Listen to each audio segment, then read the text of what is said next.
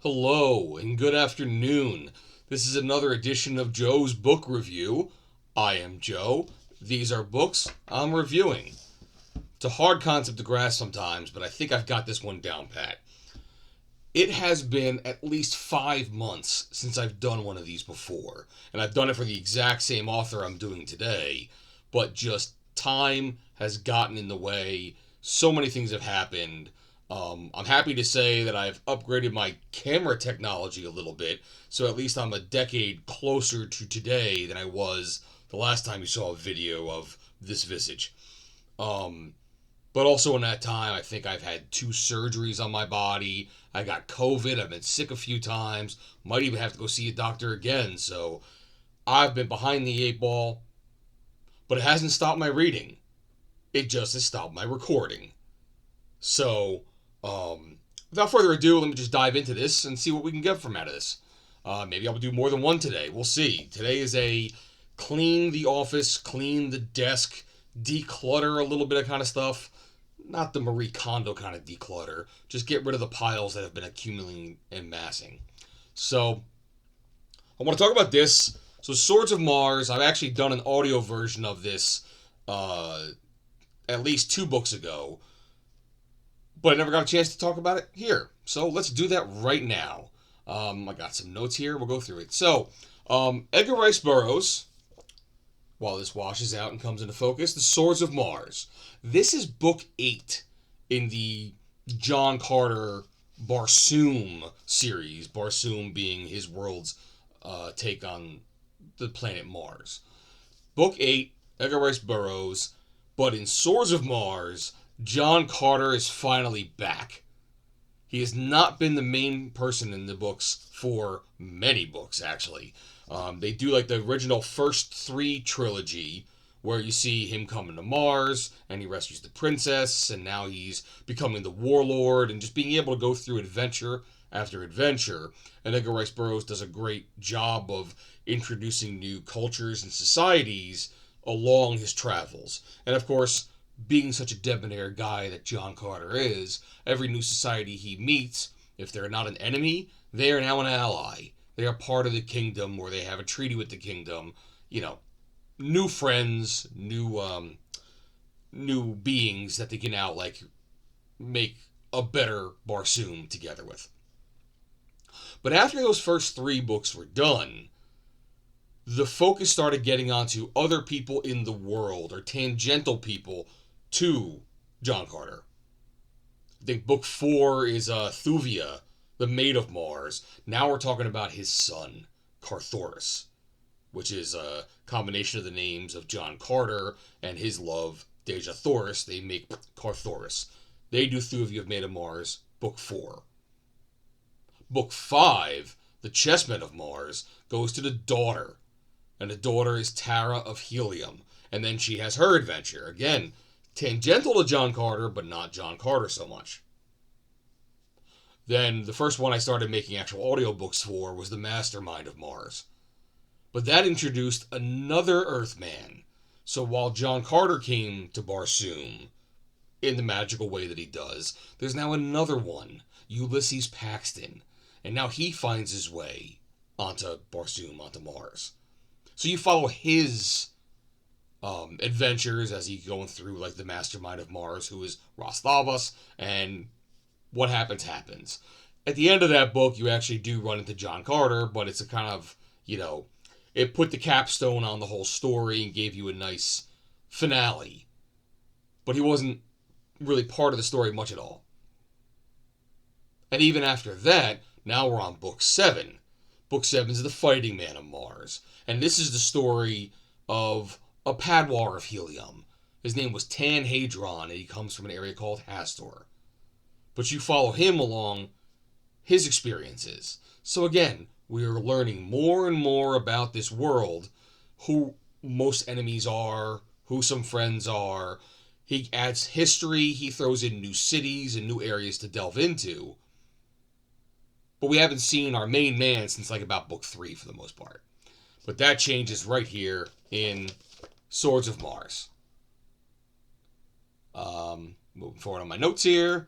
Okay, we see our boy all over again, and he has still got it. So, the story of this one, of the Swords of Mars. So, at this point, it hits right into the plot from the beginning and moves forward. And what this story is about is in the world on Mars, on Barsoom, assassinations, very commonplace. Happens all the time. But every now and again, you got a person like John Carter says, you know something, there are too many people being assassinated. We got to try to put a kibosh on this. Because so many people have been assassinated by assassins. There's an actual guild for assassins to be found. And he figured, you know something? Maybe that's where we're going to go to take care of this, is take care of the guilds first. As it is, death in general on Mars is extremely commonplace.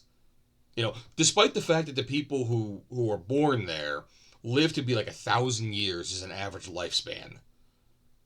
But as I say in A Fighting Man of Mars, actually, there's a commentary on there saying you rarely see an old man. You don't see a person in their 900s. And the reason for that is there's constant fighting. People are always at war. I mean, when they're born, they're actually born mainly out of an egg. They call it being oviparous. So there's an egg hatches, boom, they come out. And they mature very fast. It's almost as if from birth they can wield weapons and they can act as an adult. So they're constantly going to war.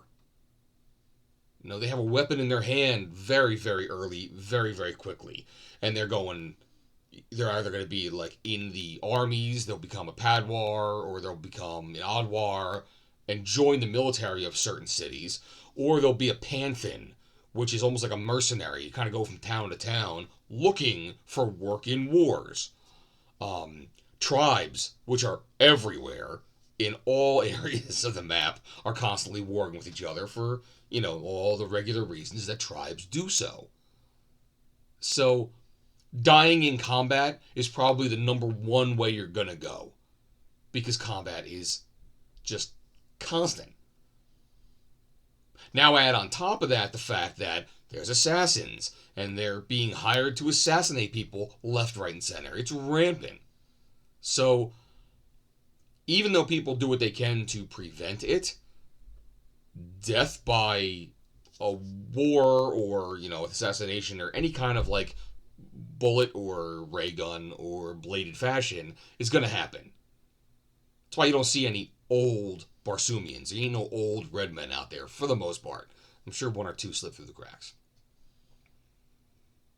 One little note on assassination, which you do see in some of these books too, is it's gotten to such a part that it happens so often. If you go to stay like at an inn, and it's not really an inn, like you get a room, you kind of have like a cot in a huge common room. But the inns actually have guards that patrol to prevent assassins from coming in. Or if one's about to happen, they'll try to step in and make sure it doesn't be continued. In the more affluent cities, people who live in like houses kind of go Jetsons on you. They're on stilts. They can actually raise up in the night. So you sleep up in, you know, the 100, 200 feet above the air. And then in the morning, boop, they come right back down again. That's how they prevent assassinations. So, those things, levitation pods, all this kind of stuff, people know assassins are all over the damn place. So, the main focus of this book is John Carter trying to wipe out the death from assassination aspect of living on that world. It's something that he believes he can control. You know, it's hard to control whether there's be a war or a battle between two cities and two tribes. You can step in, maybe do a treaty, maybe they merge, whatever the case may be. But assassinations, he figures, it's kind of one-on-one. Let me get after the guild. Let me get after the people that might be doing this and see what I can do. Now, the main part of this book actually takes place in a new city we hadn't really dealt with before, which is called Zidanga. Okay?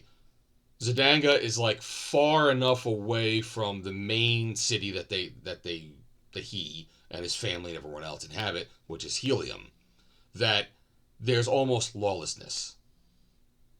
And at one point in his career, John Carter actually joined up with these green men of Mars.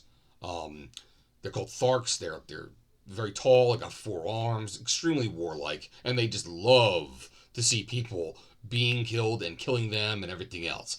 But he actually allied with them, and they sacked Zidanga.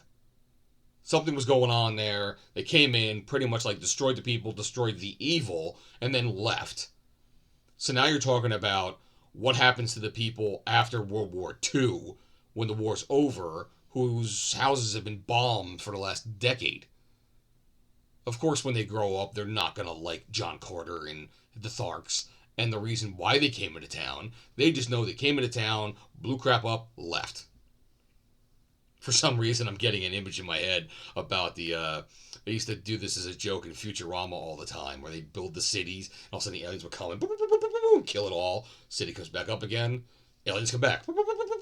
Be done. Don't ask me to make that sound again. I don't know how I did it the first time. So, Zidanga, the town has been ruined. Then they leave. Now the people who live there don't like Helium. They don't like John Carter, but they're kind of part of his empire right now. So it's one of those like, all right, hail John Carter. Just never show yourself around here ever. They don't like Helium too much. So because of that, he left it to a point where it kind of bred an Assassin's Guild to show up in that town. Because no one's going back to the ruins after you've finished ruining them. Assassins move in, now we have the guild, and now assassination can actually branch out from that one central core where they're not really going to be bothered to do such a thing. So now that John Carter is going to go on this mission to try to wipe out assassination like one guild at a time, he says, I'm going to go to Zidanga.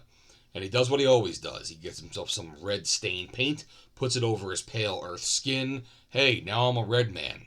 Let me go over there and see if I can infiltrate and shut this thing down. Okay? Now, interesting to point out, though, as this is going on, he already has his own little secret police force. John Carter has created practically a guild of anti-assassins. You know, people who hunt the assassins. Which is funny, you want to get rid of assassination, but there you are doing assassination to do it. But one of the things they always do is, whenever they kill an assassin, they mark them on the heart with a cross. That's their calling card, saying, we deliberately killed an assassin. Don't do this, or you might be next. So, that's where we are as far as what the story is. But John Carter gets there. Immediately he goes to like an inn kind of thing, and he runs right into somebody. He befriends an assassin, which wasn't what he thought was going to happen, but he kind of picked a person who was a little shady to begin with and said, let me try this guy, see if I can get a bite, and move forward from there.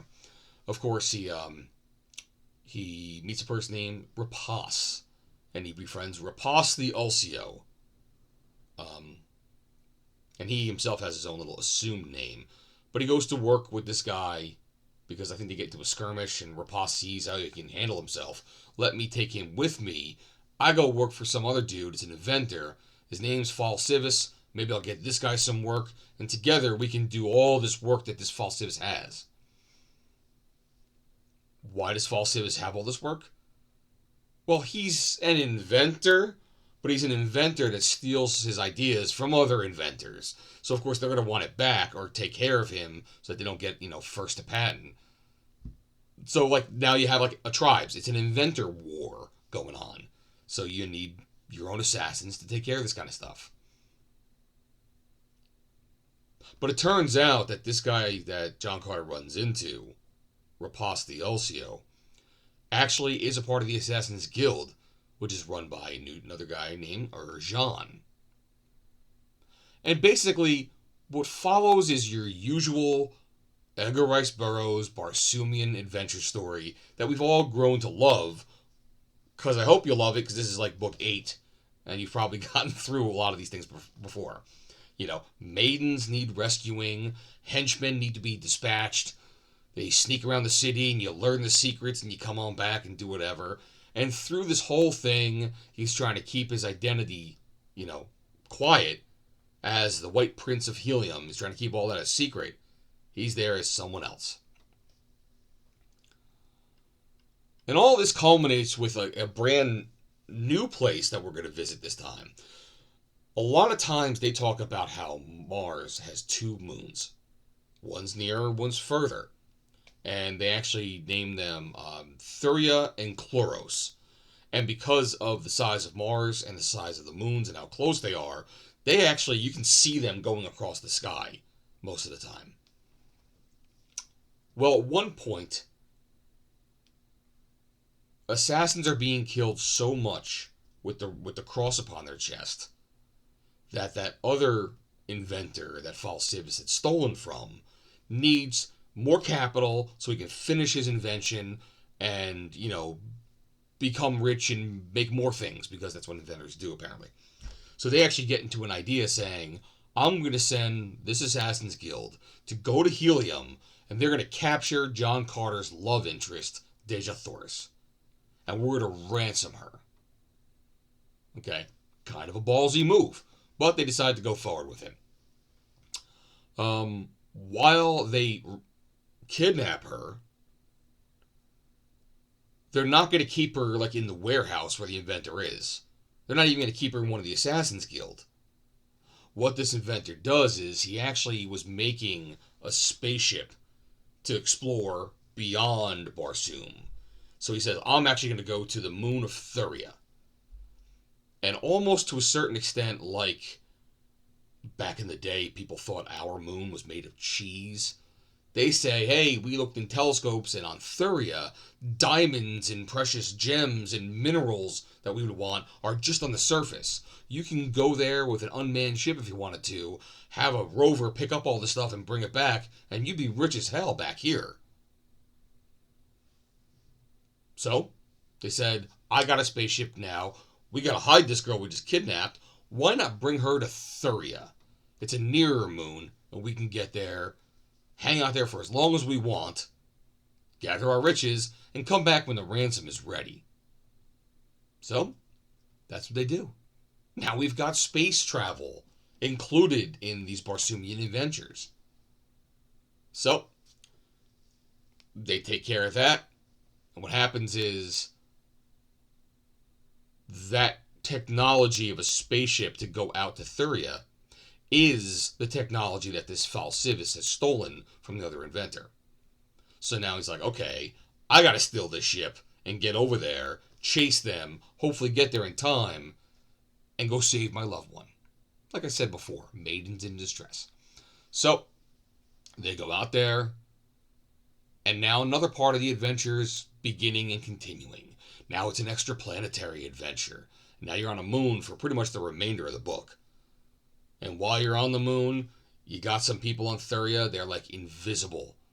There's cat men that roam the planet, and they actually eat other people almost cannibalistically. There's adventures in a dark forest, because there's forests on these moons. Other alliances are being made left, right, and center. It's you name it. So overall, you've got this direct, step-by-step, swashbuckling adventure, and you've grown to love it. That's all I can keep saying is, you don't get this far into these books, and you don't pick up book 8, even though you can. You don't pick up book 8 first. So, Edgar Rice Burroughs at the exact level that you're used to him being. Now, I'll say, I like reading this book. And I even like recording this one as well. And I'll put it down in the description below. It's out there for free. Another YouTube video on my channel. Go ahead. There's the link. It's about 9 hours and 42 minutes long. So, pretty much a long car ride. Or listen to it over a week. Whatever you might want to do. If you happen to be new to Mars Barsoom books of Edgar Rice Burroughs, like I said, some of these things you can actually go in any order almost, or just pick one up and see how it is. The important details are usually kind of spelled out pretty fast. The fact that John Carter is an Earthman and he has a couple abilities on Mars, you kind of flush that out pretty quick. And then the rest usually is brand new. So there's not a whole ton of, oh, I didn't read about that in chapter 3 or in book 3. How can I possibly do this? Like, I don't recall exactly when John Carter and the Green Tharks destroyed Zidanga in the past. It might have been part of a book. It might not have. I don't recall it, but it doesn't matter. They tell you he did this, and therefore Zidangans don't really like him. Boom, done. Move on.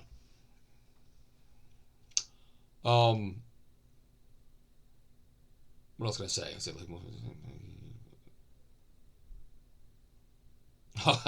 I wrote down, yeah, all the necessary background is already dropped for you. Don't worry about that. But what you need to know, it's all in there. There's a character X, and he'll say, "Oh, I fought with him through the wars and rescued my princess." That's all the background you need. And then with that, it's you might even find out that they used to be enemies at one point and now they're friends. Well, whether the friend continues to be a loyal compatriot or whether the friend kind of backslides and now has a reason to hate him again, doesn't matter. You're learning that now in the new book. So they might have saved each other's lives. It can be very interesting to find out, oh, I'd like to read the instances where that happened. But you don't need it for the current one. You can get back to it later on. And the stories themselves are pretty fulfilling. They bolster relationships and make it a fun read. You just need to know he's a white-skinned man from Earth. Martians are typically red-skinned. And the guy over there is green-skinned. You know, in some of the earlier books, I think it's like book 2 and book 3, there is a black-skin race. There's a yellow-skin race. And it just happens to be, oh, you're the black-skinned people. We're the red-skinned people. We're different. But we're the same. Okay, let's move on. And it literally does that fast, that easily. And this actually happens in other Edgar Rice Burroughs books, ones that aren't even John Carter. You know, you can read or listen to The Mucker, which is a great small little book series too. You'll learn the character along with everything else. You'll learn what drives them, who the allies are, who the enemies are, and move forward. It's just a quick little, there you have it. So, Swords of Mars is a 190-page story. You can blow through it pretty easy. It's a pretty imaginative adventure because you are seeing new areas of a planet that he hasn't written about before. I just today finished the next book in line, which is The Synthetic Men of Mars. So if you want to listen to some things, you can go through this one and even the next one, and I'll follow it up with the one after that as soon as I'm able to. Other than that, hope you enjoyed this and this was able to give you some insight. I thought I was thorough enough, but I could be completely blown past some other stuff. I didn't want to be like, hey, and by the way, it ends like this.